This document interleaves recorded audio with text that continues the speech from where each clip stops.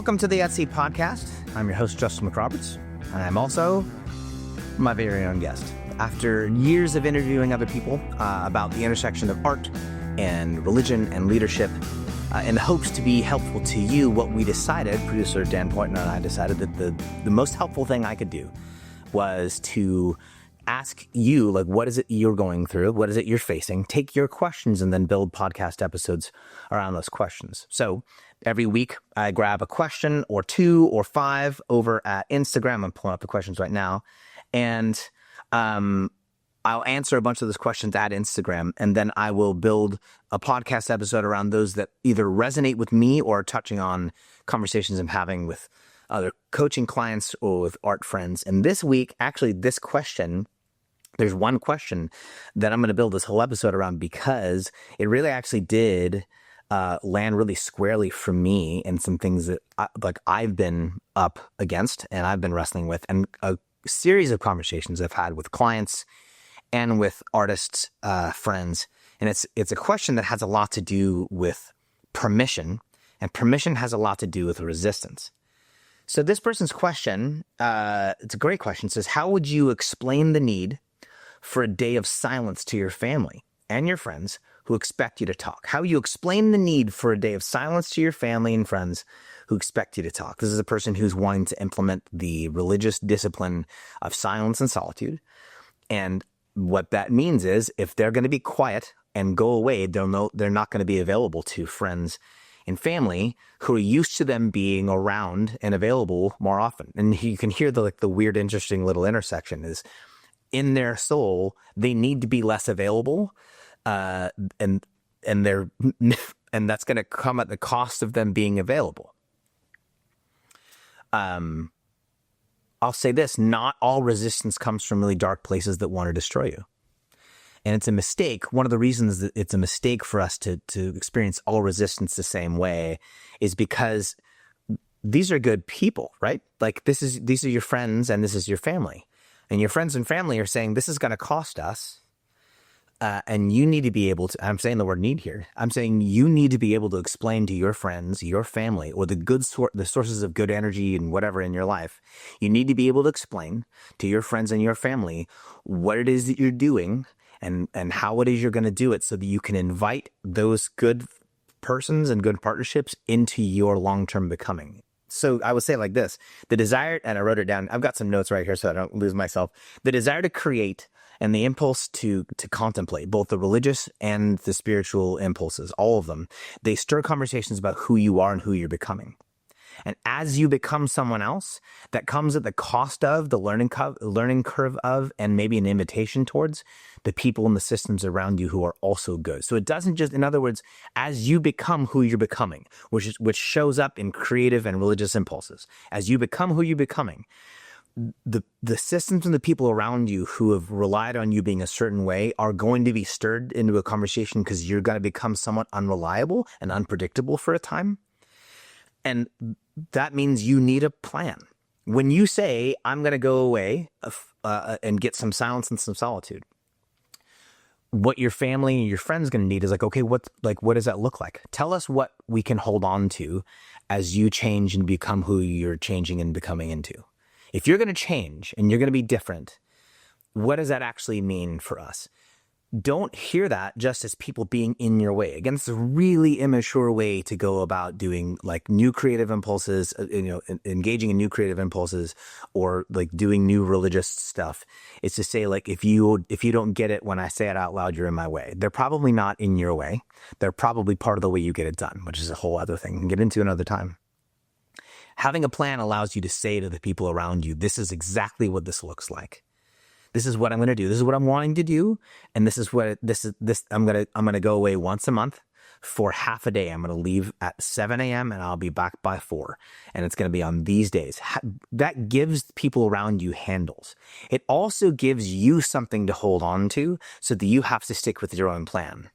It's not enough to just say, I have the impulse, I have the desire, and I'm going to go chase it.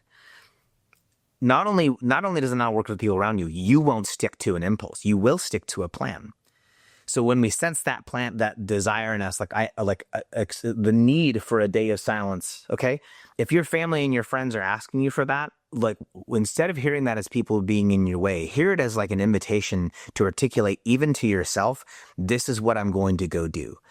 I'll say this, I'll take a half step back and say this again.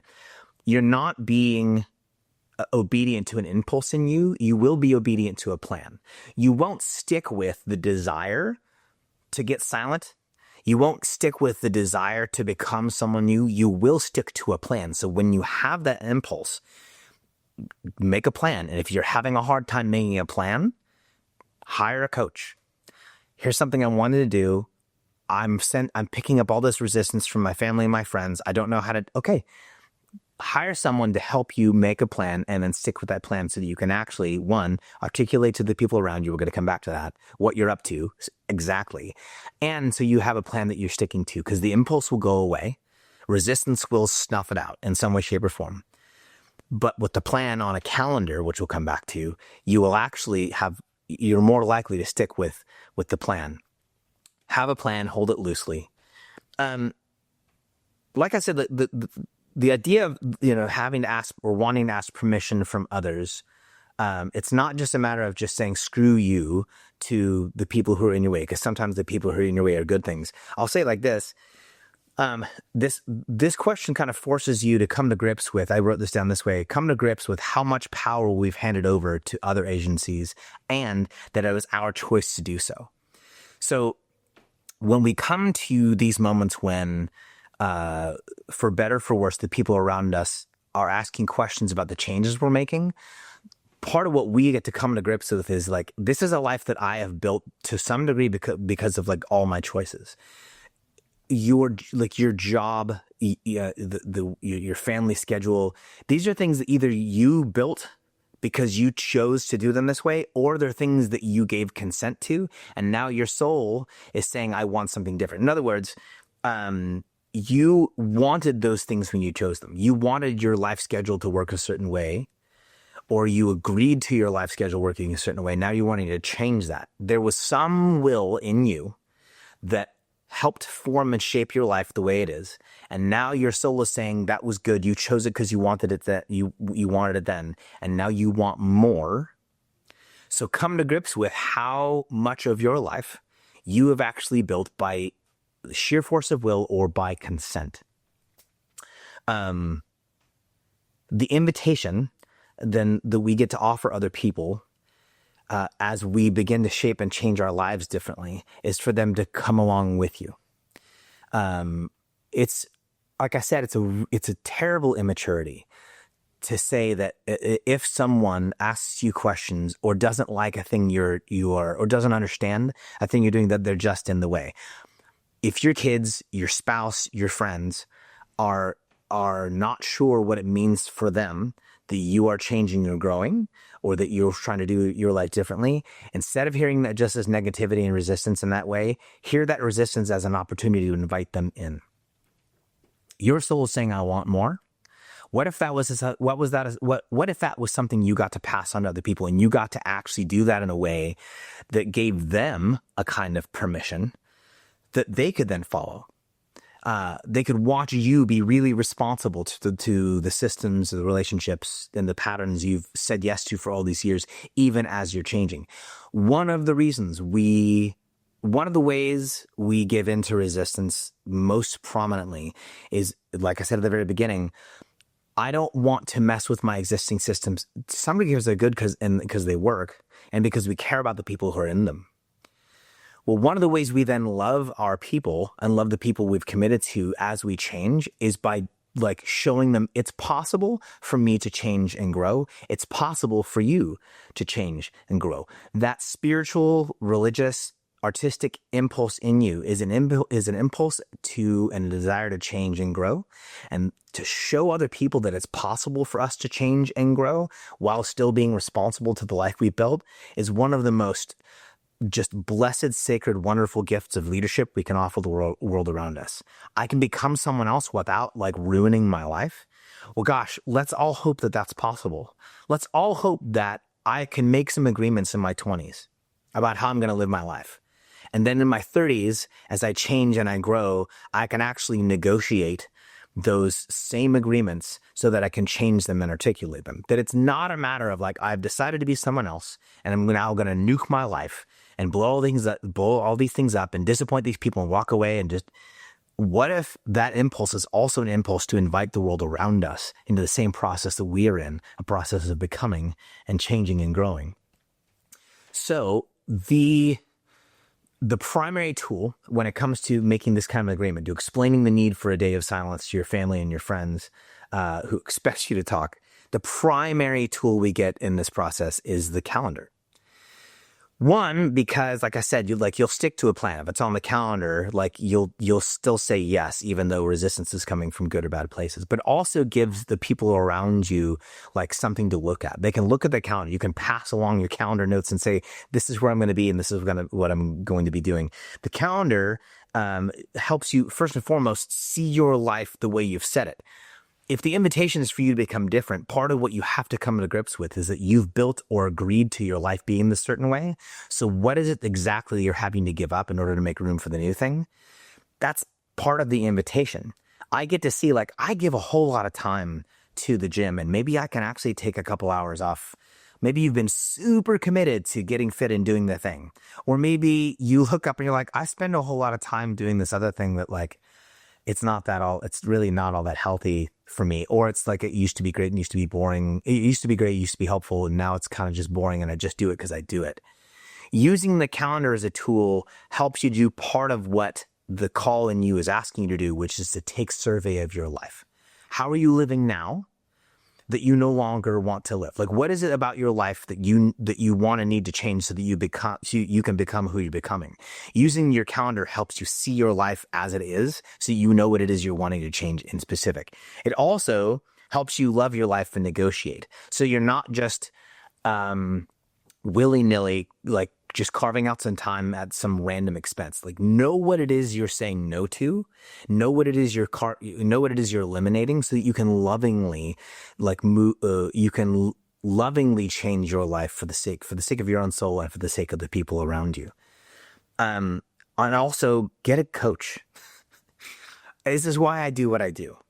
It can be really hard because of our attachments to change and grow. And when the impulse comes to dive into a new creative project or to religiously reorient our lives and our souls, it can be really hard when good people and good agencies suffer the price. And they do. Like, when you change, it costs the people around you. And our attachments to those good places can keep us from saying yes to the things that are bubbling up on our souls. It can be really helpful. It is really helpful to have someone who's a little detached, help you do a little bit of the new math that your soul is asking you to do. You will have to sacrifice this in order for this to happen. You will have to say no to this in order to say yes to this. Having someone who's got some altitude, having someone who is emotionally detached from your life can actually help you make that decision. And then it comes to this. Why hire a coach? Hire a coach because it means you got money in the game. Most of this is a little bit different because it's family to some degree. Most of the agreements we've made about how we have framed our lives are tied to money. Most of how we schedule our lives in terms of like the investment of my time and the investment of my energies, like if you follow the thread back from the agreements you made, either intentionally or just by by consent, they're tied back to you being able to provide for yourself.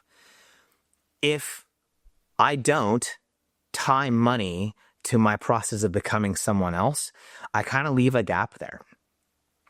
And in the long run, if I'm not making a financial investment in who I'm becoming, I leave that little piece of my soul and life system to these other agencies that will eventually win out. If I make a hobby of my becoming, then that gets kind of logged in the part of my brain that is less serious. I'll get to that when I'm done with all the hyper-responsible stuff. And all the hyper-responsible stuff is tied to money. When I put money on the table and say I'm actually investing long-term in my soul, in my creativity, I'm investing long-term in who I am becoming. When I put money on the table, I'm now actually communicating a level of seriousness about my own becoming that takes it out of the hobby category and puts it in the serious category. And now I will take more seriously the agreements that I'm making with myself. I'll take more seriously the agreements that I'm forging with my partners and my kids and my job. Hiring a coach does far more than just bring a professional in your life who has some wisdom. It actually says something to your soul about what it is you're doing and how deeply serious you are about it. So asking permission is a way that you and I deal with resistance in our lives. That resistance in our lives is putting us in a corner to answer some questions about what it is we're wanting and what are we chasing. And if we do this responsibly and do it well, we can be really, really clear about like our goals and our process. And then we can invite other people into those goals and those processes. And we can show people that it's possible to become someone new while being responsible to life that we've built up till now. I think that might be the actual invitation in moments like this. And the need to explain a day of silence to your family is an actual invitation to your own soul and to the world around you that there is more life available to all of us, and that you get to, when you feel that impulse, actually bear witness to that desire for more, which is actually something that lives in the souls of every human around you. Thanks for joining me on this episode of the Etsy podcast. Until next time.